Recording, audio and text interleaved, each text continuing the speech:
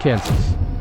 A place you probably picture with golden fields, tractor tracks, and skies so wide they make the world feel peaceful. It is the kind of place where nothing bad is supposed to happen. A place of small town charm and Sunday church bells. But here's what they do not put on the postcards. Beneath the wheat and whispers, Kansas hides monsters. Not the kind with claws and fangs, but men. Real men. With real blood on their hands. And once you hear these stories, you will never look at the Midwest the same way again. Let us begin with case number 5. A killer who never left a trace, yet whose shadow still looms over one of America's busiest highways. This is the story of the I-70 killer. It began in April of 1992. A young woman named Robin Fuldauer was working alone in a Payless shoe store in Indianapolis, Indiana. It was a regular weekday afternoon. Bright outside. Not a single warning sign. Then, without witnesses or any fanfare, she was found dead shot in the back of the head. Less than $100 was taken. Police initially thought it was a robbery gone wrong. But 3 days later, and nearly 700 miles away, another crime shattered that illusion. This time it happened in Wichita, Kansas. At a bridal shop called La Brie to Elegance, two women, Patricia Smith and Patricia Magers, were staying late to help a last-minute customer. They unlocked the door, expecting a pickup. Instead, a killer stepped in. Both women were shot and killed. And this time, someone saw the man walk out. He did not run, he did not panic, he simply left the scene, calm and calculated. He even spoke briefly to the real customer whom he let go. That witness would later help police create a composite sketch. A white man, mid-20s to mid-30s, sandy blonde or reddish hair, thin build, lazy eyelids, unremarkable but unforgettable. By now, investigators had a pattern forming, one they were dreading. Days later, in Terre Haute, Indiana, a man named Michael McCown was murdered inside his mother's ceramic shop. He had been stocking shelves. The store's name, Sylvia Ceramics, may have given the impression it was run by a woman. Michael, with his ponytail, may have been mistaken for one. He became the only known male victim and possibly a tragic case of mistaken identity. Then came May 3rd. In St. Charles, Missouri, Nancy Kitzmiller, just 24 years old, was covering for a coworker at a Western boot shop. By 2:30 p.m., she was found dead behind the counter shot in the head. 4 days after that, on May 7th, in Raytown, Missouri, Sarah Blessing was working at a gift store called Store of Many Colors. A nearby video store clerk heard the gunshot and looked out just in time to see the suspect calmly walking away, heading directly toward Interstate 70. That is when everything clicked. The killer was always striking near I-70. And so, the name was born. The I-70 killer. Let us pause and absorb this for a moment. We are talking about a man, possibly just one man, who moved through 5 different cities, across 3 states over less than a month, and left behind 6 bodies. All young, mostly women, all working alone. He always struck in small, quiet shops. He always aimed for the back of the head. He never took more than a few dollars. And then, as quickly as he appeared, he vanished. It was as if he had completed some kind of ritual. Or worse, found satisfaction and simply moved on. Then, a year later, in 1993, a woman named Mary Glazier was shot and killed in her antique store in Fort Worth, Texas. Police did not immediately connect it. But in hindsight, it bore chilling similarities. Later that year, Amy Vess, just 22, was murdered in Arlington inside a dancewear store. And finally, in 1994, in Houston, Vicky Webb was shot in the back of the head while working in a gift shop.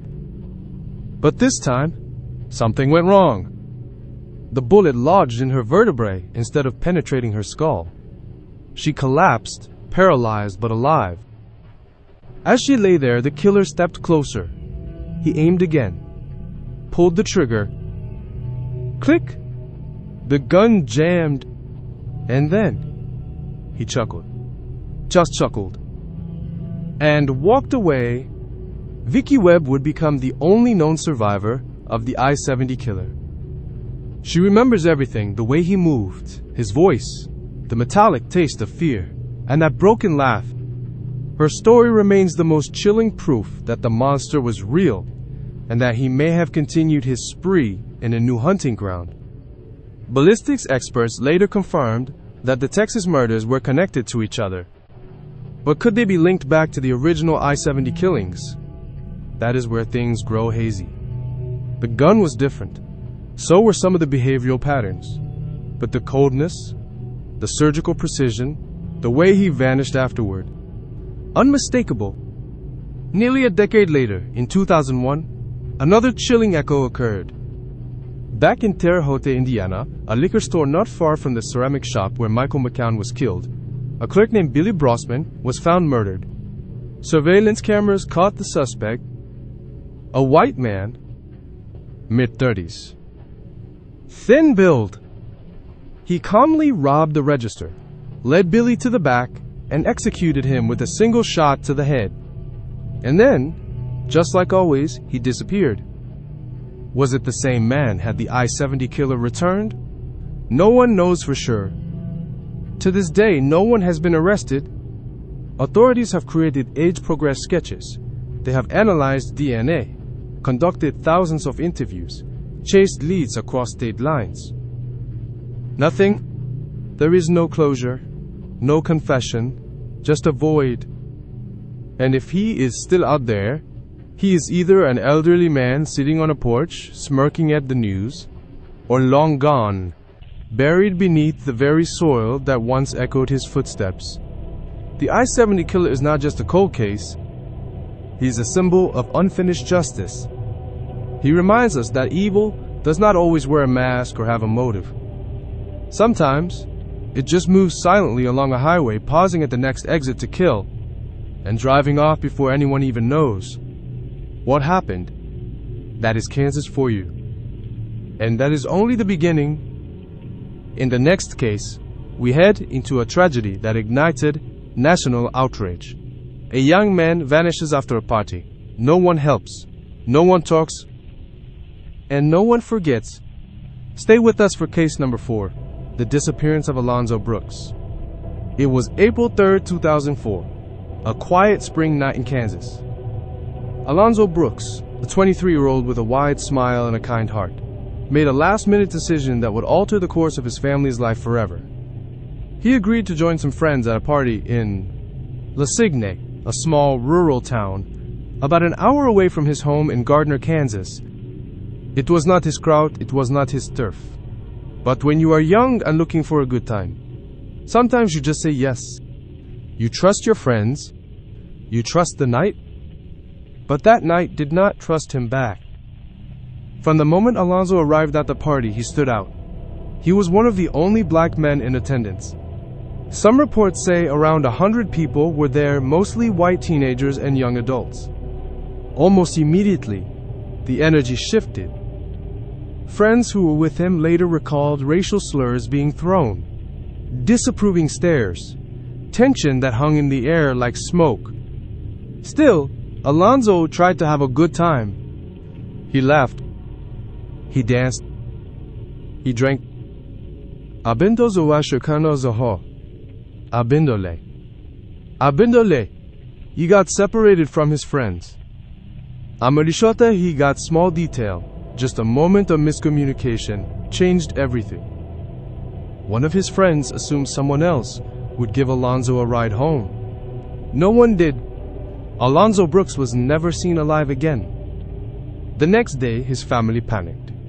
Alonzo never came home. They called friends, searched the roads, pleaded for information. Nothing. And when they called the police, the people meant to help. What they got was hesitation. Authorities moved slowly, as if the disappearance of a black man at a party full of white kids did not warrant urgency. His hat and boots were found days later, abandoned near the party house. But not a single confirmed witness said they saw him leave. No calls, no leads, just silence. It was as if the earth had opened up and swallowed him. Weeks passed, and then, on May 1st, 2004, almost a full month after he vanished, his family made a heartbreaking discovery. They found his body. It was not the police. It was not trained search teams. It was his own family who located him in a shallow creek, just 650 feet from the house where the party took place. Yes, 650 feet. An area that had supposedly been searched before, multiple times. So what happened? How did trained officers miss what a grieving mother found? Some believe Alonzo's body had been moved, hidden. That someone waited until the heat died down, and then quietly put him back where he could finally be discovered. But why? And by whom? The first autopsy was inconclusive. No broken bones, no stab wounds, no drugs, no alcohol, no clear cause of death. And so, the case was closed. No suspect. No charges. Just another cold file in the Kansas archives. But his family never believed it.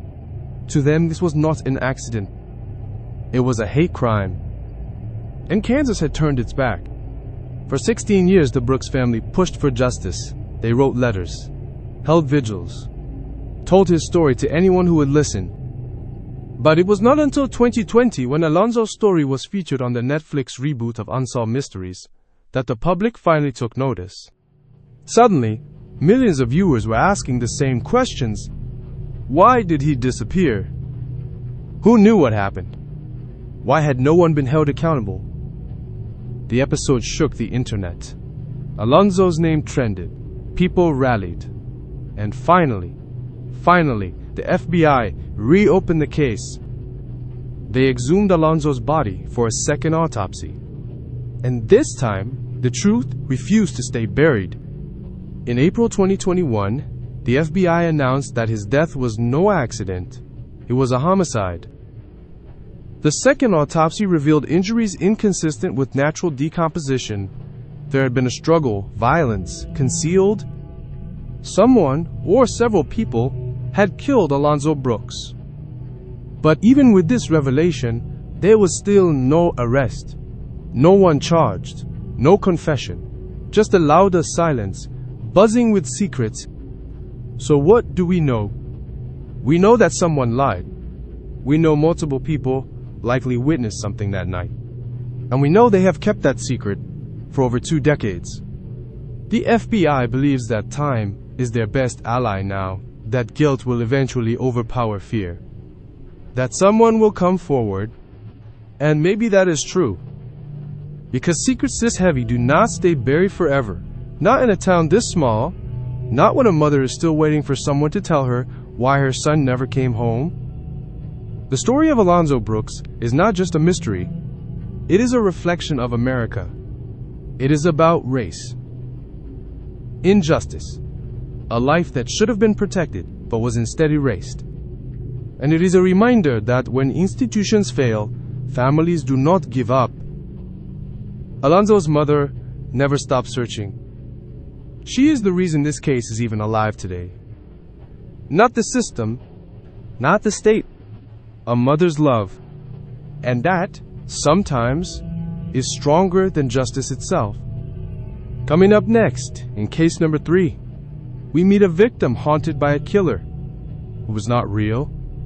A story so bizarre, so disturbing that even the FBI could not explain it until the truth turned the entire investigation upside down. Stay with us for the Poet Stalker. Wichita, Kansas, 1977. In a city already haunted by the chilling reign of the BTK killer, another nightmare quietly began to unfold. But unlike BTK, who stalked his victims from the shadows, this story took a much stranger and more surreal turn.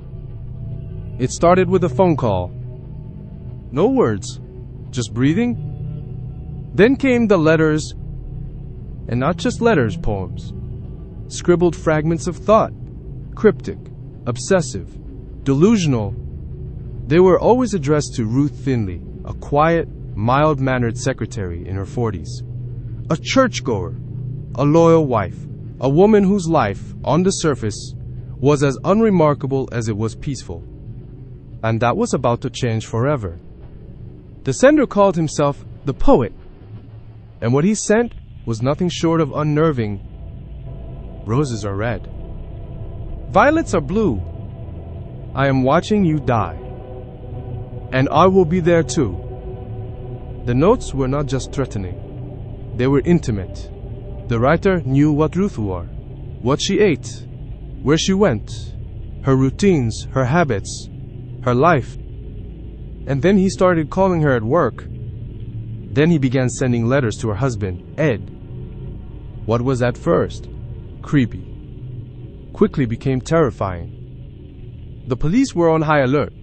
After all, this was happening at the same time as BTK, a serial killer who also taunted investigators with handwritten letters and cryptic clues. Some even believed it might be him again, returning under a new alias. But there were differences. The poet did not seem interested in murder, at least not yet. He was psychological, evasive, taunting. For years, Ruth endured escalating fear. Security systems were installed. Police trailed her movements. She was found wandering in a daze, bruised, sometimes partially clothed, claiming the poet had tried to drug her, or worse. Once, she was even found locked inside the trunk of her own car, with a note shoved in her mouth. Who was doing this to her? And more chilling, how was he always one step ahead? The public was terrified. The police were confused. FBI profilers reviewed the case and agreed.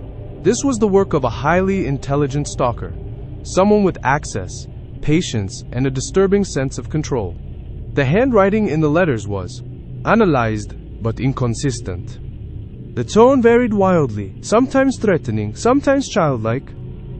Then, just as suddenly as it began, it stopped. In 1983, after 6 years of terror, the poet went silent. No more letters, no more calls, no more Ruth showing up in parks or closets or alleyways, dazed and bruised. It seemed like the nightmare was over, until the truth came out, and that truth was even stranger than the fiction Ruth had lived through. It began with something mundane. Ruth and Ed got into a minor domestic argument one night. Nothing serious. Ruth stormed out of the house and did not come home. Ed, concerned, called the police. They found her wandering the streets again, disoriented, holding a knife, and something about her behavior set off alarms for investigators. They began reviewing old reports, past locations, medical records, the timing of her attacks. What they found shattered the entire case.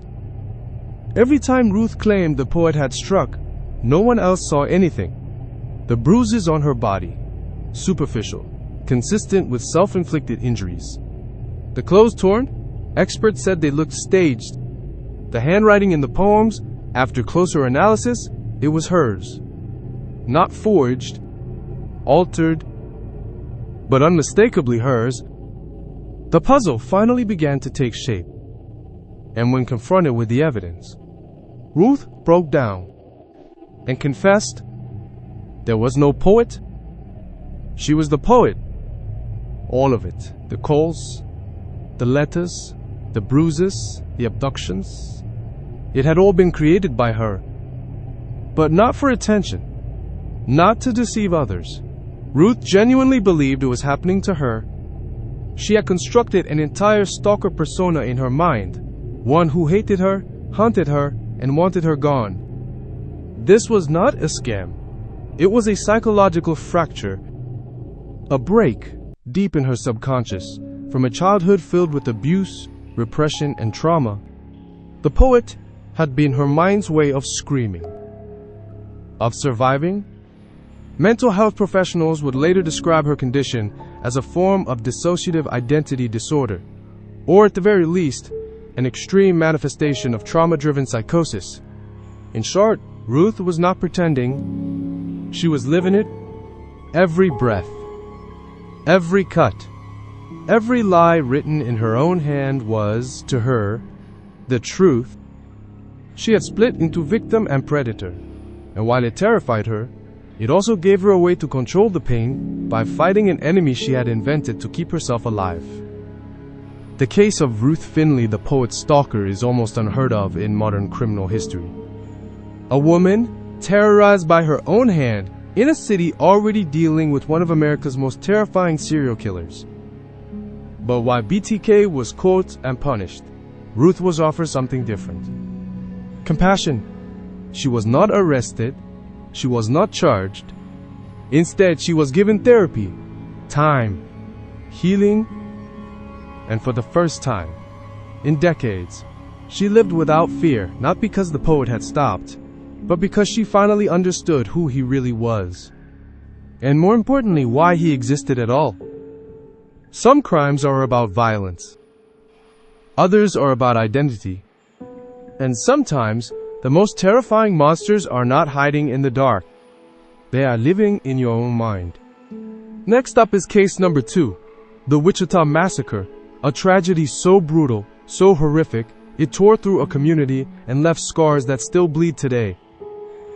What began as a quiet winter night ended with unspeakable acts of cruelty and one of the most heartbreaking survivor stories ever recorded. Stay with us. December 2000. The holidays were approaching. Families were hanging lights. Children were practicing for school plays. The cold Kansas wind carried the usual sense of routine and anticipation. But what no one could have predicted, what no one in Wichita was prepared for, was that 2 men were about to arrive in town and unleash one of the most brutal, senseless killing sprees the state had ever seen. Case number 2, the Wichita Massacre. It began on December 8th, when 2 brothers, Reginald and Jonathan Carr, drove into Wichita with no jobs, no plans, and no purpose. What they did have was rage, guns, and a sick hunger for domination. Just 4 days after arriving, they made their first move. Their target, Andrew Schreiber, a 23-year-old assistant baseball coach. The brothers forced him into his car, made him drive to an ATM, and withdraw all his money. Then they shot him. A random victim, a life disrupted. A test run.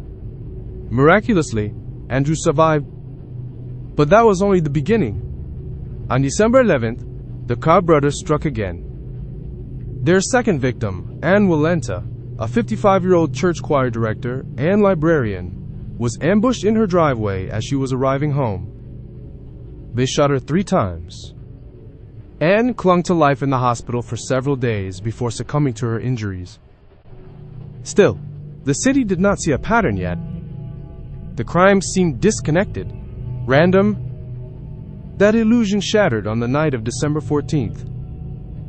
That evening, 5 friends were gathered at a home on 12,727 East Birchwood Drive.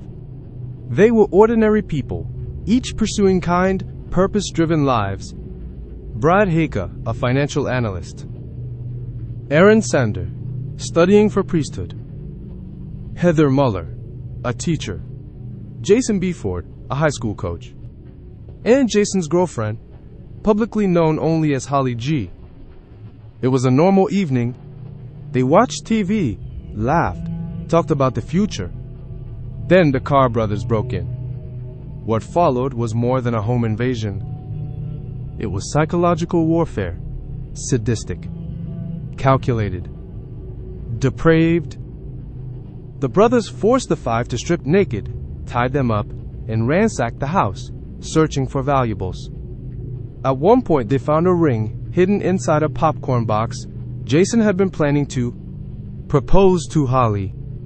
That moment that should have been filled with joy became part of the horror. They separated the men and women, repeatedly sexually assaulted the 2 women, and then, in an act of ultimate cruelty, forced the men to violate each other and the women at gunpoint. It was not just violence. It was a deliberate destruction of dignity. After hours of torture, the Carr brothers loaded all 5 victims, naked and bleeding, into a truck. They drove them to a snowy field on the outskirts of Wichita. There, under a black sky and in freezing temperatures, they ordered them to kneel in the snow. One by one, they were executed with gunshots to the head. And as if that were not enough, the brothers ran them over with their truck before fleeing into the night. 4 people died instantly. But one did not. Holly G, though shot in the head, survived. The bullet had struck her in just the right spot, deflected by a plastic hair clip. Bleeding, naked, freezing, and traumatized beyond comprehension, she walked more than a mile through the snow to find help. And when she finally reached the home, she collapsed half dead, but conscious enough to deliver a message that would bring the nightmare to light. They killed my friends. They made us do things. We need an ambulance. Back at the Birchwood house, the Carr brothers returned to loot what they missed, and to deliver one final, grotesque blow. They found Holly's dog, Nikki, and bludgeoned it to death with a golf club. They had taken everything: bodies, innocence, love, hope, even the dog. But they had not taken Holly's memory. And that is what undid them. The next day, police arrested Reginald and Jonathan Carr. Thanks to Holly's courageous testimony, plus the surviving witnesses from their earlier crimes, the case was airtight. In court, the details of what happened that night shocked even seasoned prosecutors. It was not just murder. It was ritualized humiliation. It was the systematic breaking of the human spirit. In 2002, the Carr brothers were sentenced to death, Reginald on 50 counts, Jonathan on 43. But this case, like so many in the American legal system, did not end there. In 2004, the Kansas Supreme Court ruled the state's death penalty unconstitutional. The Carr brothers' sentences were thrown into legal limbo, triggering over a decade of appeals. Victims' families sat through retrial after retrial, forced to relive their losses in courtrooms where nothing ever seemed final. But in 2016, the U.S. Supreme Court reinstated the death penalty in Kansas and upheld the Carr brothers' sentences in an 8-1 decision. Today, both men sit on death row at El Dorado Correctional Facility. But legal resolutions do not fix everything. Wichita never fully recovered. And Holly, though a survivor, is forever changed. She was not just a witness. She was not just a victim. She was the soul of that tragedy. The reason any justice was served at all. The Wichita Massacre is not just a horrifying chapter in Kansas history. It is a case that forces us to look evil in the face. To understand that sometimes the people who do the worst things do not look like monsters. They look like us. They laugh. They drive pickup trucks. They ask for directions. And then they destroy everything in their path. Coming up next is case number 1. The internet's first serial killer. A man who hid behind chat rooms, fake job offers, and charming lies while turning Kansas into his personal hunting ground. And you won't believe who he really was. Every neighborhood has that one guy. Friendly, reliable, church-going. The kind of man who waves to you every morning and helps you carry your groceries. The one who volunteers, coaches baseball, and once won Man of the Year in his hometown of Kansas City.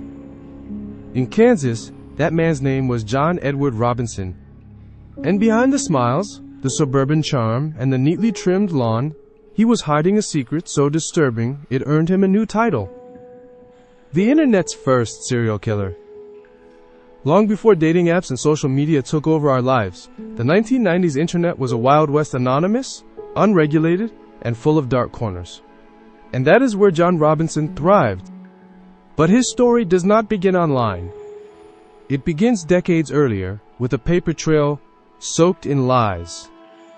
In the 1970s, Robinson was already conning people, embezzling over $30,000 from a doctor's office in 1969. A few years later, he was arrested for insurance fraud, mail fraud, securities fraud, forgery, check kiting. He was a career criminal, in and out of courtrooms, always one step ahead of justice. But somehow, he kept slipping through the cracks. And while the system gave him leniency, he built a mask.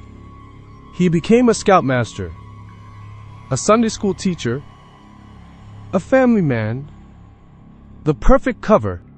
But under the surface, he was not just stealing money. He was stealing lives. In 1984, Robinson hired 19-year-old Paula Godfrey to work for one of his many fake businesses. She told her family she was going to Texas for training. She was never seen again. Her parents received a typed letter, supposedly from Paula, saying she was fine and wanted no contact. Police accepted it. Case closed. No investigation. No body. No justice. Just a missing girl, swallowed by a lie. 1 year later, Robinson approached Lisa Stasi, a 19-year-old single mother living in a Kansas City women's shelter. He offered her housing, a job, and financial support. All she had to do was sign a few forms. Lisa disappeared within days. Her infant daughter, Tiffany, was illegally adopted by Robinson's brother, who paid $5,500 in legal fees without realizing the truth. Tiffany survived, but her mother never came home. In 1987, Robinson lured Catherine Clampett, a 27-year-old woman from Texas, to Kansas with the promise of travel and work. She vanished that summer. No letter this time. Just another ghost in John Robinson's growing cemetery. But his most disturbing transformation came in the mid-1990s, when he discovered the internet. Using the screen name Slave Master, he entered BDSM chat rooms, posing as a wealthy, experienced, dominant looking for submissive women to train under contract. To some, it was roleplay. To Robinson, it was real. He wrote detailed slave contracts, promised money, housing, gifts, and when his victims showed up, thinking they were meeting a lover, they met their end.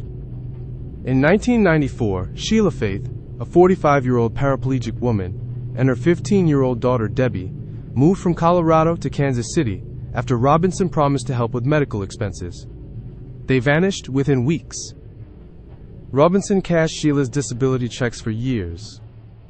He even wrote letters pretending to be her, fooling agencies and family members into thinking she was still alive. In 1999, Robinson met Izabela Lewica, a Polish immigrant, online. He proposed to her, gave her a ring. She accepted, then disappeared. That same year, Suzette Troughton, a Michigan nurse, agreed to be his submissive under contract. She vanished too. By 2000, suspicion finally caught up. A woman filed a battery complaint against Robinson. It gave police enough to search his property. What they found shocked even seasoned detectives. At a storage facility in Missouri, authorities discovered 2 chemical barrels. Inside were the bodies of Isabella and Suzette. Another storage unit in Kansas revealed 3 more decomposed corpses: Sheila, Debbie, and Beverly Bonner, a prison librarian who had once followed Robinson after his release. He had been disposing of his victims like trash, and he would been doing it for nearly 2 decades. What made Robinson unique was not just his body count, it was the way he operated. He weaponized trust. He did not prowl alleys or break into homes. He invited his victims to come to him. He used fake jobs, love, dominance, and the promise of safety to lure them in. And when they walked into his trap, there were no screams, just silence. Authorities believe Robinson may have killed many more. Some bodies may never be found. Some families may never get answers. Some letters typed, vague, comforting, may still sit in drawers, lying about daughters who vanished long ago. In 2002, John Edward Robinson was convicted on multiple counts of murder and sentenced to death. He currently resides on death row at El Dorado Correctional Facility, the same prison that holds the Carr brothers from the Wichita Massacre. He remains a warning, a reminder that monsters do not always lurk in the shadows. Sometimes they coach Little League. Sometimes they sit next to you at church. Sometimes they call themselves slave master and convince you they are going to change your life. And in the end, they do. Just not the way you hoped. We have now walked through Kansas's darkest corridors, from highways haunted by ghosts, to crimes unsolved for decades, to horrors that unfolded in quiet homes, and killers who wore smiles instead of masks. Kansas may seem calm, but behind the calm, there is a truth. Everywhere hides darkness. Even in the flattest fields, even in the friendliest towns. Stay safe out there. And never underestimate where the next true crime story might begin.